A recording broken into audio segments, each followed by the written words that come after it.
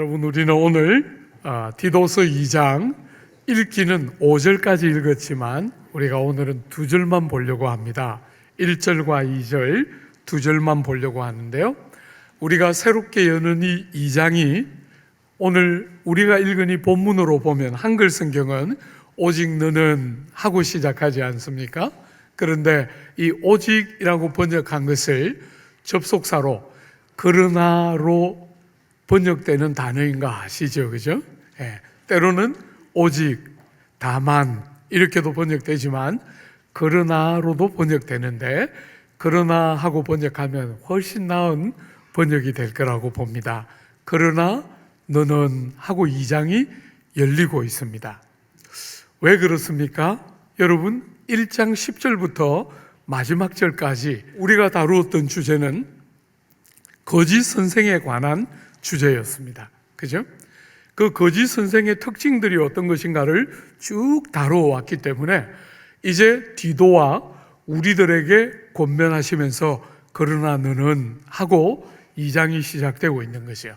그러니까 핵심이 지금 무엇입니까? 거짓 선생과 거짓된 가르침이 팽배한 이 세상을 살아가는 여러분과 저에게 그러나 너는 하고 다르고 구별되어야 한다, 이렇게 말하고 있는 거죠. 그죠? 세상이 거짓 가르침에 의해서 너무나 많은 왜곡들이 일어날 때 성도인 우리는 바른 가르침을 배우고 알므로 이 세상을 살지만 다르고 구별되는 일을 하는 것이 너무너무 중요하다. 그러나 너는 하고 권면하고 있는 것이지요. 사랑하는 여러분, 사람들이 교회를 나올 때 사람들은 이 교회를 통해서 많은 위로를 경험하고 이 힘겨운 세상을 살아갈 용기와 힘을 얻기를 기대하기 때문에 목회자로서 한 번씩 부담이 있어요.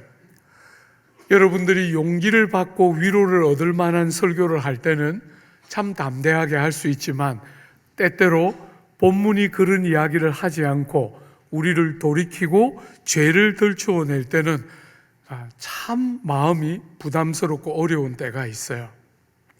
사랑하는 여러분, 우리가 살아가는 이 시대에 많은 세상의 정신은 대부분 사람을 소비자로 만들어 놨어요.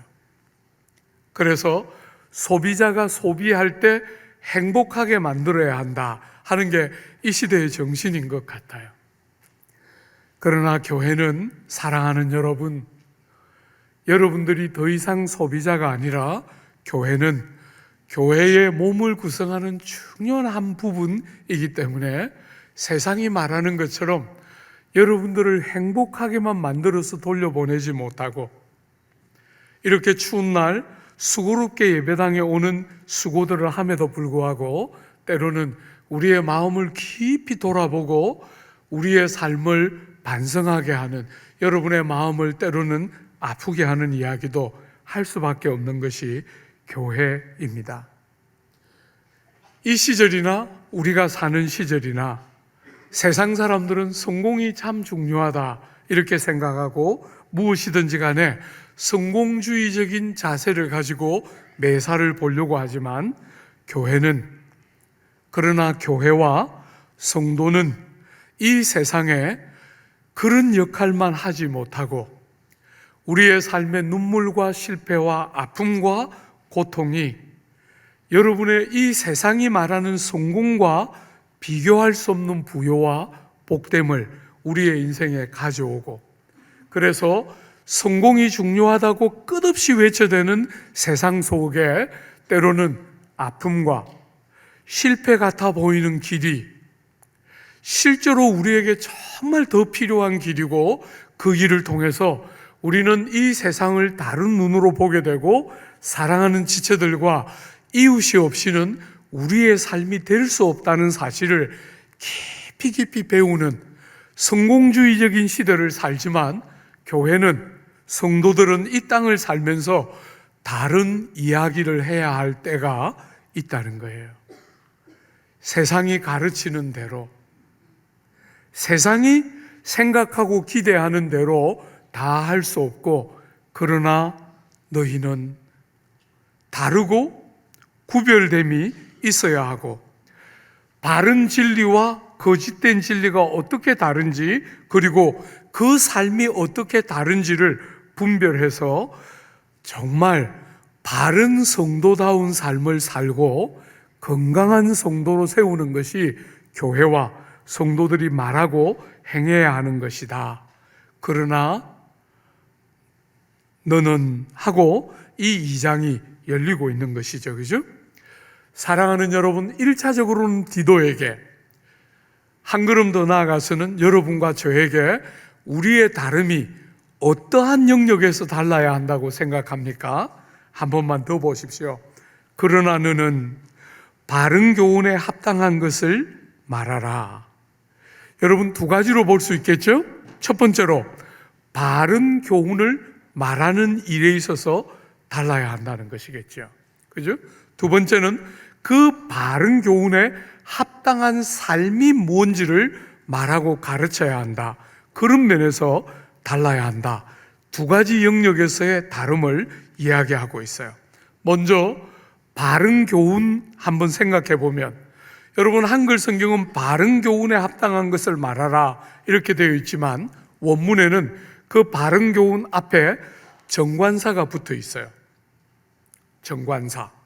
그러니까 바른 교훈 할 때 막연하게 바른 것 이런 것이 아니라 정관사가 붙어 있어서 바른 교훈 하면 그것을 말하는구나 하고 공통적으로 공유되어 있는 바른 진리라고 교회가 생각하고 있던 바로 그 교훈을 말하라는 거예요. 초대 교회부터 시작해서 오늘에 이르기까지 2000년 동안 시대가 달라지고 지역이 달라지고 세대가 이렇게 달라져도 교회를 교회되게 하고 성도를 성도되게 할 때 공유되어 있는, 문화가 아무리 달라도 교회 혹은 성도 할 때 공유하고 있는, 공통되어 있는 바른 진리라고 믿는 바로 그것을 말하고 가르쳐야 한다는 거예요. 사랑하는 여러분, 여러분이 남서울에 몸을 담아서 신앙생활 할 때 여러분은 좋은 믿는 성도이기만 하면 안 돼요. 여러분은 동시에 말하고 가르치는 자로 자라야 해요. 여러분을 통해서 거짓 진리들이 빛을 잃게 되고 바른 진리가 드러나고 그 바른 진리에 합당한 행실이 어떤 것인지가 여러분이 가는 곳마다 선명하게 가르쳐지고 드러나도록 그렇게 말하고 가르치며 살아야 한다. 이렇게 여러분과 저에게 말하죠.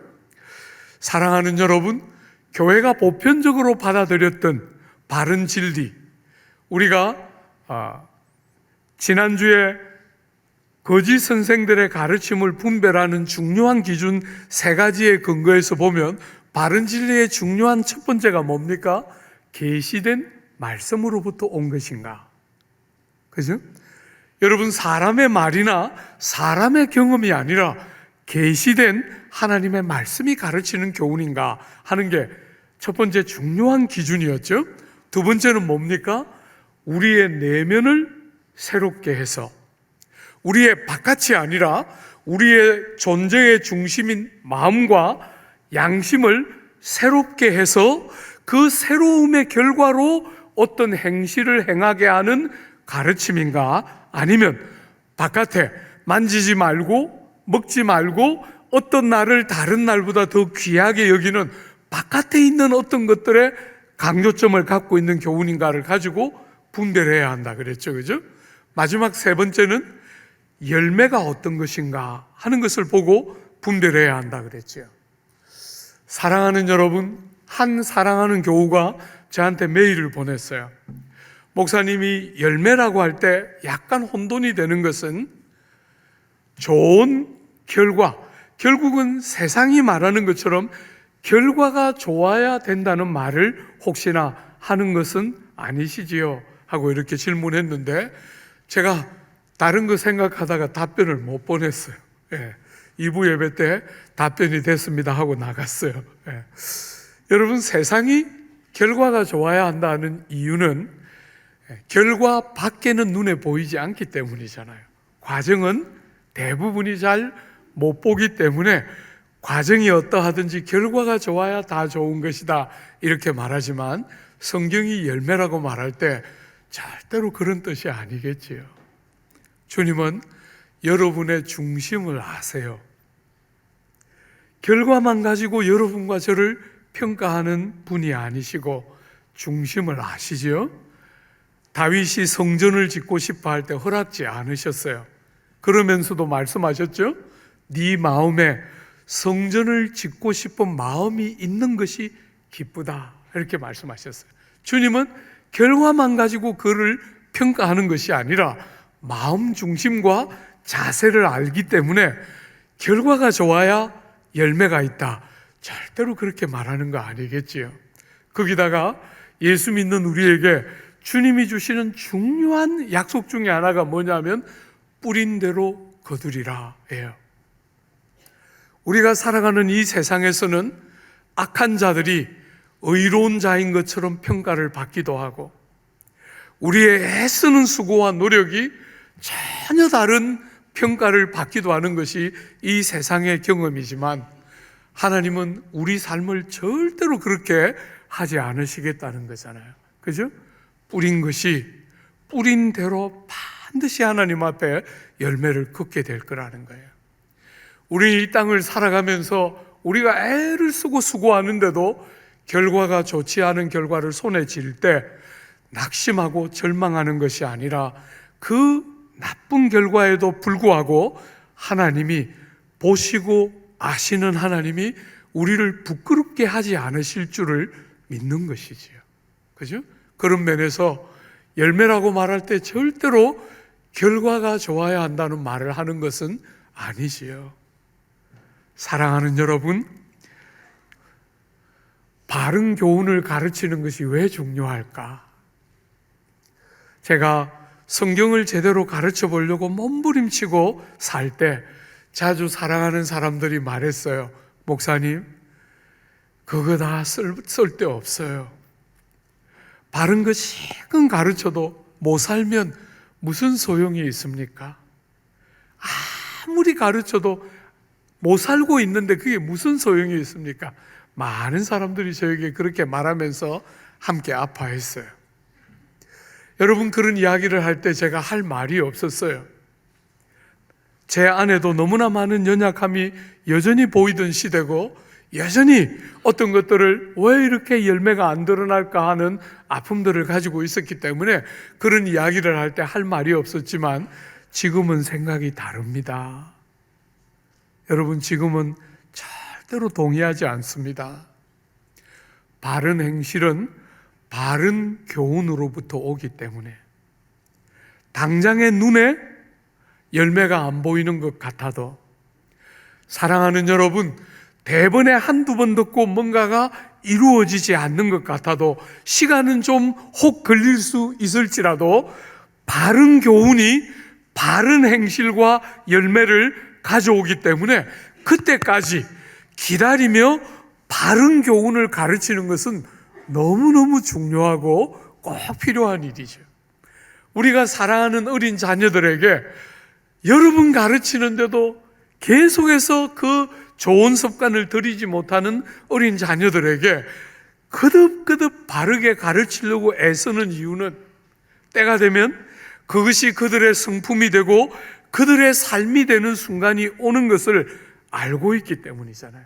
낙심하지 않고 그 자녀들이 몇 번의 가르침으로 바로 그 자리까지 못 가도 절대로 포기하지 않고 반복하면서 그 자리에 어느 날 그런 사람이 되기를 기대하면서 우리 어린 사랑하는 자녀들을 반복해서 가르치고 낙심하지 않고 바른 교훈이 바른 행실을 가져올 것들을 신뢰하면서 가르치는 것처럼 사랑하는 여러분, 우리가 이 거짓이 팽배해 있는 세상 가운데 바른 말을 하고 바른 교훈을 가르치는 것은 너무너무 중요한 첫 번째, 우리가 달라야 하는 영역의 첫 번째는 가르치는 내용이 달라야 하는 것이죠. 세상이 생각하는 것과 다른 바른 교훈을 하는 것이 정말 중요하죠. 두 번째로, 여러분, 그것만큼 중요한 것, 여러분이 신약 성경을 읽을 때마다 언제나 반복하고 있는 구조가 뭐냐면, 바른 교훈을 가르치면 반드시 그 다음에 뭐가 나왔죠? 바른 교훈에 합당한 삶이 무엇인지를 가르쳤어요. 그죠? 바울도 그렇게 하고 베드로도 그렇게 하고 야고보도 그렇게 하고, 모든 신약 성경의 구조는 바른 교훈이 가르쳐지면 반드시 그 바른 교훈이 어떤 합당한 삶을 요청하고 있는가를 가르쳐요. 여러분, 우리 예수께서 오셨지 않습니까?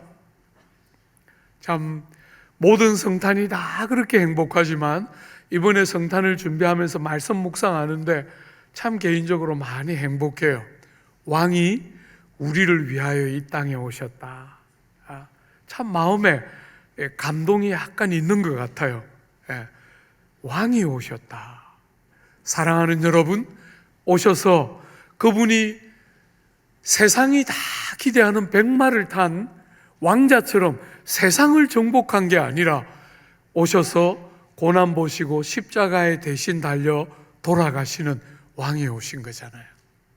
사랑하는 여러분, 그렇게 오셔서 우리를 살려놓으신 그 주님이 당신의 생명을 들여서 우리를 살려놓으실 때 주님이 그렇게 우리를 부르실 때 뭘 기대하셨을까? 그죠? 그런 생명을 우리에게 은혜로 값없이 주실 때 주님이 우리에게 어떤 삶을 기대하셨을까? 여러분, 돌아보면 세월이 흐르면 흐를수록 얼마나 자격 없는데, 얼마나 공로가 없고 일한 것이 없는데 하나님이 이렇게 측량할 수 없는 큰 선물을 아무 자격도 공로도 없는 우리들에게 은혜로 거저 주셨는가? 우리가 사는 세상은 전부 다 공로와 자격과 인과응보에 대한 이야기로 가득 채워져 있는데 주님은 이 땅에 정말 우리의 생각과 너무 다른 모습으로 오셔서 생각도 해본 적이 없는 은혜, 자격 없는 자들에게 주시는 너무나 풍성한 선물, 아무 공로도 아무 행한 것도 없는 우리들에게 주시는 형용할 길이 없는 부요한 은혜, 그 은혜가 우리를 어디로 데려가고 싶어 하는가? 왜 우리같이 자격 없는 사람을 세상처럼 함직하고 자격 있고 뭔가 그럴듯해 보이는 사람들을 뽑지 않으시고 왜 우리같이 자격 없는 자들에게 보편적으로 은혜를 이렇게 풍성하게 주실 때 도대체 우리가 어떻게 살기를 원하실까? 사랑하는 여러분, 하나님 나라가 우리 예수께서 오셔서 하신 첫 번째 설교지 않습니까? 회개하라, 하나님 나라가 가까이 왔다. 손만 뻗으면 닿을 만큼, 고개를 돌려서 바라보면 보일 만큼 하나님 나라가 왔다. 이게 주님의 첫 번째 메시지였는데, 그렇게 우리의 삶 안으로, 우리의 삶의 한순간에 우리의 삶 속으로 쑥 들어온 하나님의 나라가 우리 안에 임함으로 우리가 어떤 합당한 삶을 살기를 기대하실까? 세상밖에 보지 못하는 이 세상 사람들과 다르게 하나님 나라를 같이 보는 우리들에게 하나님은 어떤 합당한 삶을 기대하고 있을까? 여러분, 시간이 없기 때문에 오늘 그 이야기는 다루지가 못하고 하나만 한번 생각해 봐요. 여러분, 주님이 은혜를 우리에게 주시면서 하나님 나라를 이 땅에 세우시면서 우리에게 뭘 가르치십니까? 여러 가지를 가르치지만 그 중에 하나, 그냥 사랑, 이렇게 말할 수 있겠지요. 사랑이 이 모든 일을 하시는 원천이잖아요. 자격 없는 우리를 포기하지 않으시는 것은 사랑 때문이잖아요. 자격 없는 자들을 차별하지 않으시는 이유가 사랑 때문인 거잖아요. 그죠? 우리는 주님의 이 귀한 은혜의 세계 안에 들어와서 자격에 근거했을 때 한 번도 생각해 보지 못했던 은혜가 우리의 삶을 채울 때 사랑을 다르게 보기 시작하게 돼요. 여러분, 우리가 이 세상 사는 동안 주님 모를 때도, 은혜 모를 때도 우리 사랑 이야기했어요. 그런데 그 사랑과 은혜가 열어놓은 합당한 삶으로서의 사랑에 뭐가 다릅니까? 우리가 이전에 알던 사랑은 전부 내가 중심이었어요. 그죠? 내가 행복하고, 내가 좋고, 내가 높임받고, 내가 인정받고, 내가 만족하면 되는, 그게 사랑이라고 생각했어요. 그런데 우리가 주님을 만나고 나니까 주님이 나를 위하여 이 땅에 오심으로 우리의 삶에 은혜의 세계가 열리면서, 주님이 우리 위하여 돌아가심으로 우리가 사는 그 새로운 세계를 만나기 시작하면서 우리가 뭘 배웁니까? 사랑은 나를 기쁘게 하는 것이 아니라, 사랑은 자기의 유익을 구하는 것이 아니고, 사랑은 사랑하기 때문에 누군가를 위해서 희생하고 종이 되고 낮아지는 것이구나 하는 것을 우리는 예수님을 만나면서, 은혜를 경험하면서 처음으로 사랑을 제대로 눈을 열고 보는 것이요. 여러분, 그 사랑을 어디서 배웁니까? 가정에서 배웁니다. 그죠? 사랑은 연속극이나 드라마 가지고 배우는 게 아니에요. 사랑은 가정에서 배우는 것이죠. 남편이 아내를, 아내가 남편을, 부모가 자녀를, 자녀가 부모를 어떻게 사랑하는지를 배우면서 우리는 그 가정 안에서 그 가족을 마음을 기울여 사랑하는 것을 배우면서 비로소 그런 가정 안에서 사랑하기 때문에 많이 기다려주고, 많이 견뎌내고, 많이 믿어주고, 많이 지지해주는 사랑의 중요한 속성들을 우리는 하나하나 가정 안에서 배워가게 되는 거예요. 어제 아내랑 저녁을 먹고 잠시 자기 전에 잠시 TV를 아내랑 같이 봤는데, 거기에 유명한 남자 탤런트 최민수 씨가 나왔어요. 그 최민수 씨의 너무너무 좋아하는 캐나다에 살고 계신 장인어른 장모님이 그 집에 방문해서 그 이야기 이렇게 잠시 보다가 저는 다 못 보고 조금 일찍 잠자리에 들었는데요. 그거 보고 있는데 왜 그렇게 최민수 씨를 보니까 왜 그렇게 제 생각이 많이 나겠어요. 그 유명한 사람의 유명한 것만 빼고 하여튼 대부분의 행실이 저하고 거의 비슷하더라고요. 그 아내가 30년 만에 아버지 어머니를 처음 얼굴로 마주해서 자기 집에 초대해서 엄마 아빠가 좋아하는 그 음식을 아내가 그 오랜 시간을 들여서 요리를 다 마쳤는데, 이제 하나씩 하나씩 요리를 내오고 있는 그 시간에 어디선가 혜성같이 민수가 나타나서 아내가 그렇게 많은 시간을 들여서 다 준비한 식탁에는 아무 관심이 없고, 자기가 가져온 빵, 엄마 아빠가 캐나다에서 왔기 때문에 그 사랑하는 사위가 엄마 아빠 장인 장모님을 사랑하는 마음 가득 담아서 사온 그 빵을 막 이렇게 끄집어내서 막 말하기 시작하는데 마음이 막 불안했어요. 지금 이제 밥 먹어야 되는데, 아내가 얼마나 오래전부터 준비한 건데 막 불안한데도 민수는 아무 관계없이, 아무 생각 없이 빵 뚜껑을 딱 열더니 아빠한테 주면서 빵 냄새 한번 맡아봐. 가슴이 막 벌렁거리면서 저러면 안 되는데, 더 가면 안 되는데 이러는데, 민수는 기어이 그걸 떴더니 아빠 이거 한번 먹어봐 이러는데 속에서 막 불이 확 이렇게 올라오면서, 어쩌면 민수와 종부는 그렇게 닮았나, 어쩌면 저렇게 같이 사는 사람 마음은 하나도 헤아릴 줄도 모르고 그저 지가 하고 싶은 거, 지가 한 거, 지가 사온 빵, 밥 먹고 간식으로 먹으면 되잖아. 아무 관심이 없고, 그 일은 아무 관심이 없고, 자기가 사온 빵, 자기가 사랑하는 장인 장모님이 냄새 맡아보라는 거예요.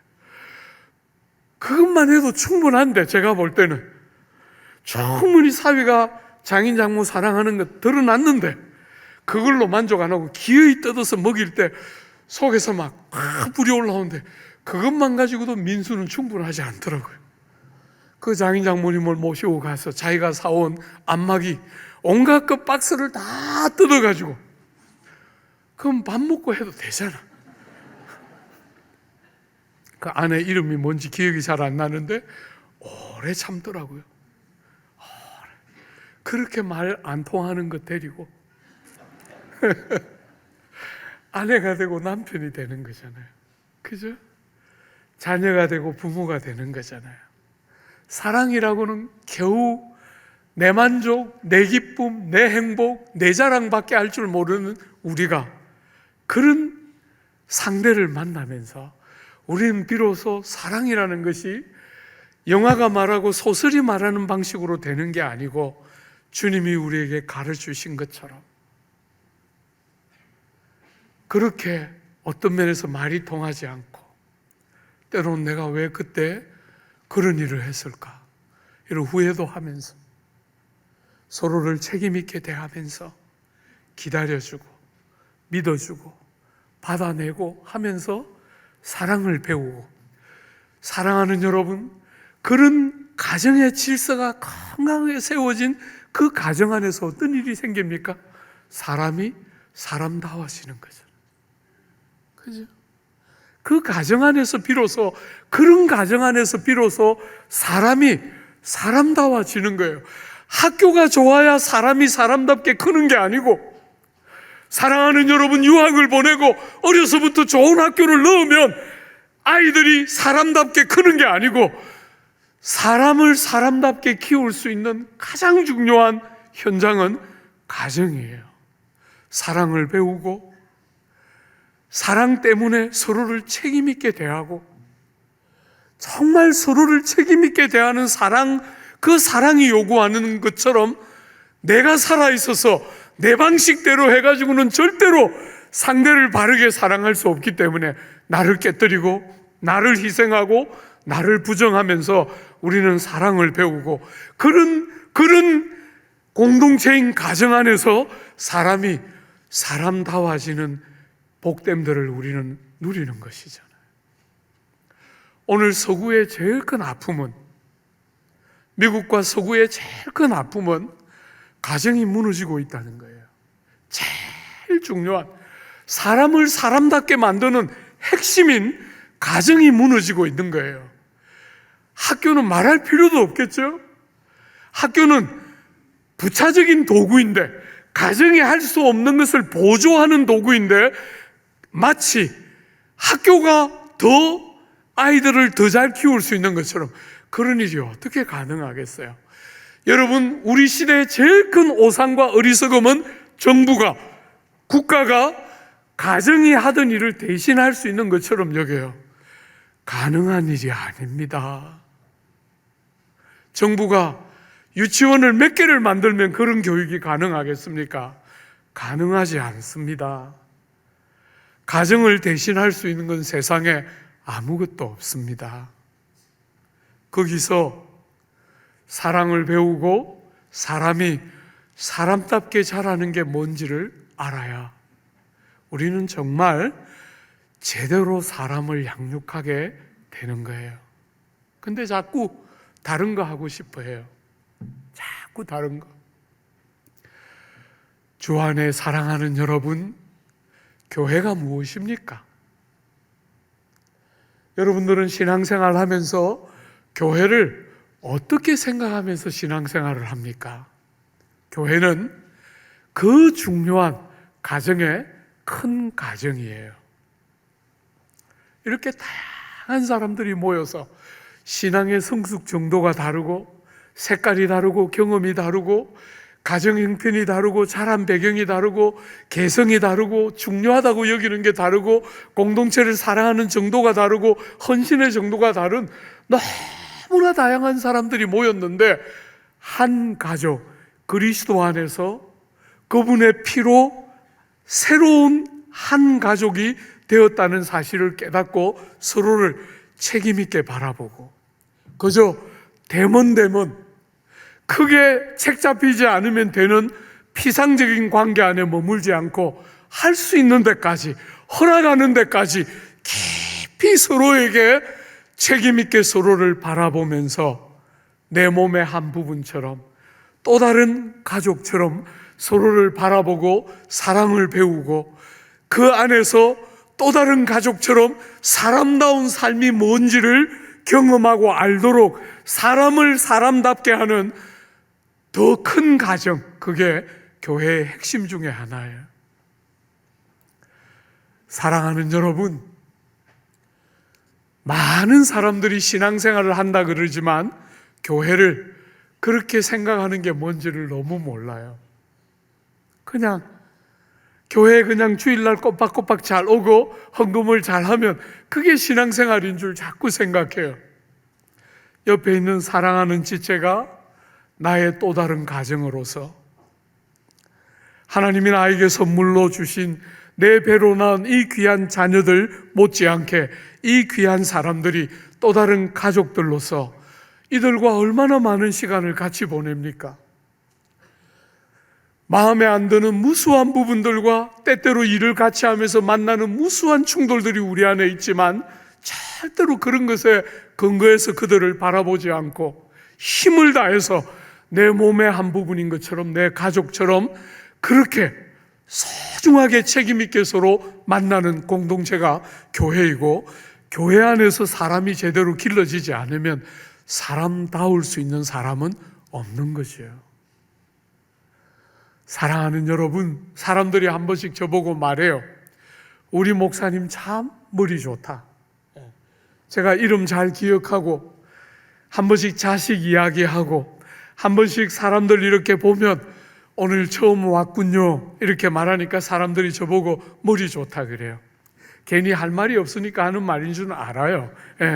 어쨌거나 머리 좋다 그러는데 여러분, 머리 좋으면 안 빠지잖아요. 이렇게 다 빠졌는데 뭐가 좋겠어요? 제품이 불량하지요.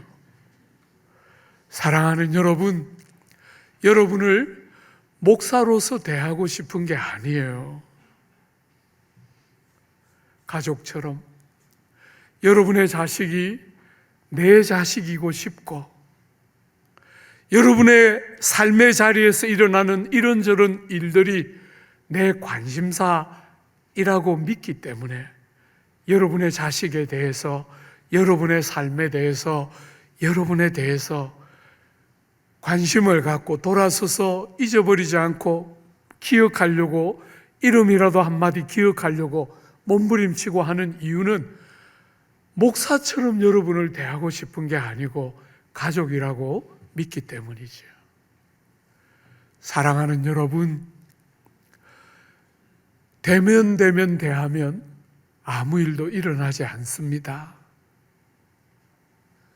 가족인 것처럼 책임 있게 대하려면 여러분과 저를 성가시게 하는 일이 얼마나 많습니까?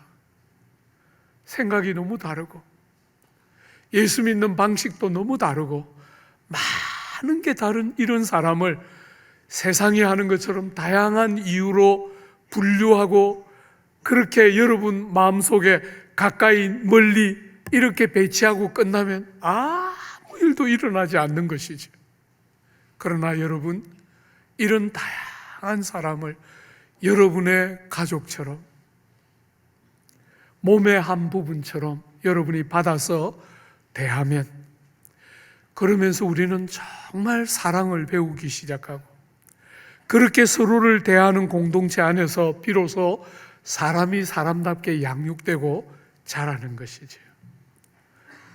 주 안에 사랑하는 여러분, 교회를 그런 눈을 가지고, 여러분이 그런 마음 중심을 가지고 교회를 생각하고 바라보면서 오늘 6부류의 사람들에게 주고 있는 바른 교훈에 합당한 삶을 권면하고 있는데, 제일 먼저 하나만, 나이 많은 남자 성도들에게 어떤 삶이 합당한 삶이라고 말하나, 다음 주에는 나이 많은 여자 성도와 젊은 여자 성도들에게 하는 말 우리가 한번 볼 거예요.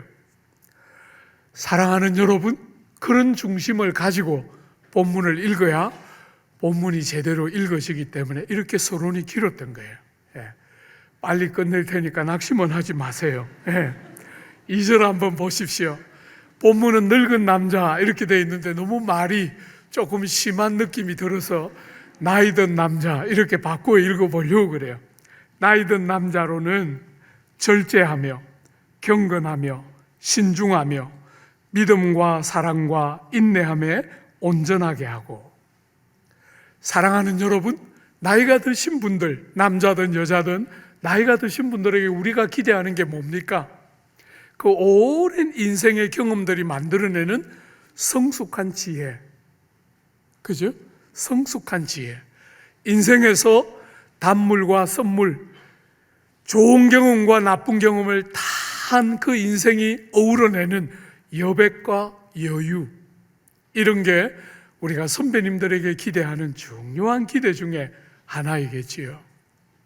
그러나 여러분들이 다 아시는 것처럼 나이를 먹은 선배님들 중에 나이를 먹었기 때문에 다 그렇게 더 지혜롭고 더 여백을 가지고서 무수한 시행착오를 반복하는 젊은 세대들을 보면서 나도 그렇게 컸고 너희들도 그렇게 잘할 거야 하고 기다려주고 믿어주고 붙들어주는 어른들을 우리가 늘 당연하다고 생각하지만 그런 어른들이 쉽지 않다는 것을 우리는 보고 있어요. 주 안에 사랑하는 여러분, 그런 시대를 살아가는 여러분과 저에게, 나이 많은 남자에게 주님은 절제하며, 첫 번째로, 여러분이 절제한다는 게 무슨 뜻입니까? 절제한다는 게 무슨 말입니까? 균형이 잡혀 있고 삶의 우선순위가 딱 잡혀 있어서 모든 삶의 순간마다 질서가 살아있는 것이죠. 그죠? 절제한다. 어린아이와 어른의 차이가 뭡니까? 어린아이는 이 질서와 균형이 깨져 있어요. 그게 뭔지를 모릅니다. 그죠? 우선순위가 뭔지를 모릅니다. 어린아이는. 그러니까 좋아하는 것만 하고 싶어 합니다. 균형이 다 깨져 있는 거죠. 그죠? 그러니까 지금 자러 가야 될 시간인데 친구들하고 조금 더 놀고 가겠다는 거예요. 그게 늘 아이들이 우는 울음의 핵심 중에 하나지 않습니까?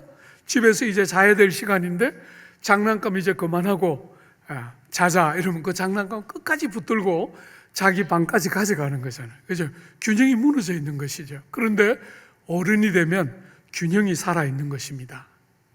삶의 우선순위가 뭔지를 알고 있습니다. 그래서 딱 삶의 질서가 세워져 있는 것, 절제하고. 두 번째로, 여러분 경건하다 할 때요, 경건은 우리가 디모데 전후서를 다루면서 경건에 대한 이야기를 많이 다루었는데, 경건이 뭐였죠? 하나님을 공경하는 마음으로 범사를 행하는 자세, 그게 경건이었는데 오늘 본문은 단어가 다른 단어예요.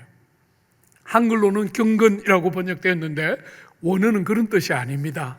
여러분, 이게 무슨 뜻이냐면 고상함과 품이 있는 아름다움이에요. 나이를 많이 먹은 남자 성도들에게 하나님이 기대하시는 중요한 기대는 고결함과 품위가 있고 존경받을 만한 변덕스럽지 않은 고상한 삶의 자세들이 딱 구비되어 있는 거예요. 우리가 사는 이 시대가 소비지향 시대다 보니까 이 시대는 그런 것들을 귀하게 여기지 않고 멋있는 게 중요한 시대예요. 사랑하는 여러분, 멋이라는 게 뭡니까? 멋은 고결함과 존경할 만함이 묻어날 때 멋있는 거잖아요. 그런데 너무너무 감각적인 세계로 변질되는 이런 시대에 주님은 주님을 아는 진리 안에서 자란 나이 많은 남자 성도들이 고상함과 존경받을 만함이 이렇게 몸에 묻어나도록 그렇게 살기를 기대하세요. 세 번째로, 신중하며. 여러분, 6그룹을 나누어서 권면하는데 5그룹, 종을 뺀 5그룹에 똑같이 등장하는 똑같은 유일한 한 가지가 신중하며예요. 신중하며. 이게 뭐라 그랬죠? 뭔가를 결정해야 될 때 충동적으로 하지 않고 바른 지혜와 판단을 따라 어떤 일을 결정하는 것, 그게 신중함이지요. 그죠? 어른들에게는 이런 것들이 요청되는 거예요. 특별히 신앙과 관계에서는 그 다음 세 개가 요청이 되고 있어요. 그죠? 믿음에서 온전하고, 사랑에서 온전하고, 인내에서 온전하기를 원하고 있어요. 여러분, 이 세 가지는 우리가 익숙한 표현으로 바꾸면 믿음과 사랑과 뭐라고요? 소망으로 바꿀 수 있는 거예요. 믿음, 소망, 사랑 이렇게도 표현했는데, 오늘 본문은 믿음이 온전하고 사랑이 온전하고 인내가 온전해지는, 그렇게 표현하고 있어요. 다른 것은 좀 간단히 생각해보고, 여러분이 세상 살아가면서 나이를 먹으면 먹을수록 다른 것은 미련과 기대가 다 약해져 가고, 뭐가? 하나님을 의지하고 하나님을 신뢰하고 하나님을 믿는 믿음은 더 온전해지기를. 어릴 때는 까다롭고 많이 따졌는데 나이를 먹어가면 먹어갈수록 지체들을 마음을 다해서 사랑하고, 사랑하는 여러분, 조금만 더 생각해 보고 싶은 주제는 인내입니다. 인내. 여러분이 인내는 견딤과 변함없음이라고 해석할 수 있겠지요. 견딤과 변함없음. 세상은 늘 변덕스럽잖아요. 늘 사람들은 좋았다가 싫었다가 늘 반복하면서 사는 게 세상살인데, 이런 세상에 많은 우여곡절을 겪어왔기 때문에 그 많은 경륜이 쌓이고 쌓여서 견뎌내고, 그러면서도 변함없이 신실한, 바로 그것이 어른들에게 요청되는 중요한 믿음의 모습이라는 거예요. 사랑하는 여러분, 인내할 때 뭘 인내하는 것입니까? 어려운 환경을 견뎌내는 것이지요. 그죠? 뭘 또 오래 참습니까? 대학이 까탈스러운 사람들을 가리지 않고 오래 참으면서 기다려주고 믿어주며 환경을 견디고 사람을 참아내는 견딤이, 오랜 경륜을 거쳐가면서 신실하게 변함없이 오랫동안 그렇게 사람과 환경을 견디는 것, 이게 오늘 본문의 인내라는 단어의 핵심이겠지요. 주 안에 사랑하는 여러분, 세상은 여러분이 잘생겼다 못생겼다 이런 이야기를 너무 많이 해요. 한국 사회만큼 이런 이야기를 많이 하는 사회를 제가 정말 못 봐요. 외모를 너무너무 중요하게 생각하는 것 같아요. 그런데 여러분이 진짜 신경 써야 하는 것은, 외모는 그분이 주신 대로 받은 거잖아요. 그죠? 이거는 어떻게 생겼든지 그분 앞에 가면 떳떳해요. 이 세상 살 동안만 좀 불이익을 겪을 수 있어요. 그죠? 그분 앞에 가면 우린 그분이 주신 대로 받았어요. 우리가 아무도 선택 안 했습니다. 받았어요. 그죠? 그때 여러분이 주님 앞에 책임져야 될 거 뭡니까?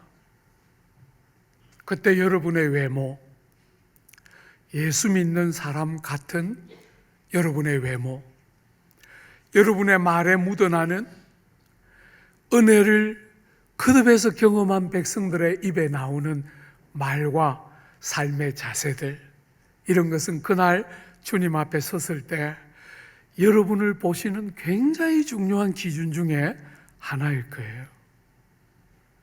사랑하는 여러분, 생산력이 가장 중요한 사람의 가치인 것처럼 여기는 자본주의 시대예요. 그래서 모든 사람들이 하나같이 젊게 살고 싶어 해요. 능력 있고 젊고 강하고 튼튼하고. 주 안에 사랑하는 여러분, 그렇지 못해도 우리의 그 사람은 자꾸 약해져 가고 우리의 그 사람은 자꾸 후패해져 가지만, 그 생산력이 충만한 20대, 30대, 40대가 흉내도 낼 수 없는 어떤 모습이 오랜 연륜을 거쳐 살아왔던 사람들 속에 묻어나야 교회가 진짜 가정 같고, 그 교회 안에 사람이 사람답게 길러지고 자라는 일들이 일어나지 않겠어요? 세상처럼 결국은 경쟁력을 가져야 된다. 교회마저도 그런 이야기밖에 할 줄 모르면, 온통 세상이 그런 말들을 쏟아내는데 가정까지도 그 말밖에 할 줄 모르면 자녀들은 마음 둘 곳을 잃는 것이에요. 그 자녀들의 영적인 갈급한 영혼이 채워질 공간을 상실하게 되는 것이지요. 가정과 더 큰 가정인 교회에서 정말 나이 드신 우리 귀한 선배님들, 저도 이제 곧 우리 형님들 따라갈 거예요. 저도 이제 60 넘었으니까 형님들 가시는 길 저도 따라갈 거예요. 그저 나이를 먹어가는 이 세월이 아깝고 마음 아프지만 않고, 정말 주님이 기대하는 나이 드신 남자 같은 모습들이 많이 묻어나서 우리가 주님의 생명을 알고 은혜를 알아가면 알아갈수록 우리의 생명이 어떻게 다른지를 이 땅에 드러내며 사는 귀하고 복된 우리 사랑하는 모든 선배님들, 또 그들을 바르게 사랑하는 성도들 되어주시기를 기대하고 축복합니다.